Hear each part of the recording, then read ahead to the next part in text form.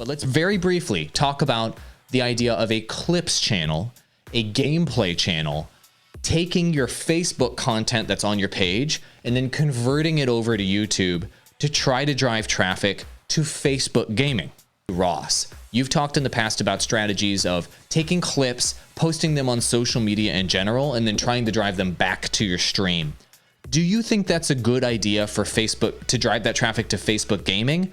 Or have we completely eliminated the idea that driving traffic to Facebook gaming is a good idea in any scenario, from Twitter, YouTube, or otherwise? What's your opinion on that? No, I got to go with option B on that. I don't see a scenario where, and this, I've been testing similar things, not necessarily with Facebook gaming, but just in general, trying to take somebody from one platform to the next platform.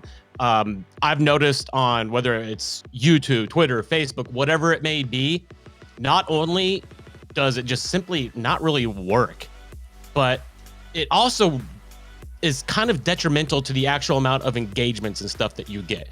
Now, if there is a call, and by the way, I'm just referring to actually posting links that say, hey, go over to Facebook gaming. The only way where I say it's appropriate and where it won't damage it is if you actually give the call to action in this clip that you're posting. Yeah, so you can do like casual references to you being on those other platforms, but overtly like trying to drive them, other users to it. I don't think it works that well driving to Facebook. What I do with since I multi-stream and my viewers hop around to whatever platform they feel like being on, whatever day they feel like being on it, because they know what all my destinations are already. I have a little like graphic that swaps between every like 5 minutes or so on my stream that says what all of my different destinations are and what my name is on all of them. So I don't even have to say it. It's also in my video description.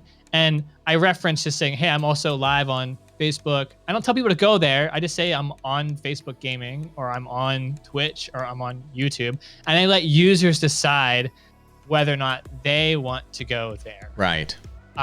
So I wouldn't, don't place so much importance on like trying to force traffic to go where you want them to go. Just give them lots of opportunities and choices, or actually just give them good choices. You don't want to give them lots and lots of choices. Just give them good places to go and let them make their own decisions. And that sounds like you're using a platform that sponsors this podcast to make that happen. So Ross, if you don't mind posting that link in chat and the discount code. You can use restream.io to stream to multiple platforms simultaneously with no extra work, really. You can do Facebook, DLive, Trovo, YouTube, Twitch, all at the same time. And this allows you to give your audience lots of different options on where they want to watch you the most. And you know what? You actually find that a lot of them will support you on even multiple platforms. Yeah. So use our link in the video description and Restream. /drop DROP is the code for a discount for a 30% off your first couple of months. First month. It works well for us. First month. There you go. So I want to bring up an example. I want to show people what Harris Heller is doing, what Alpha Gaming is doing if you're not already familiar. He's using the call to action strategy we've been talking about in this episode. This is the strategy where at the end of every single YouTube video he makes, which is about streaming in general, it's not even about video games, he has twitch.tv/Harris Heller there in his end screen. And he does a verbal call to action in his videos where he tells people, I'm live streaming every Monday, Wednesday, and Friday. Check it out, link in the description below. And he says things like, and we discuss all sorts of topics like the one I'm talking about in this video there.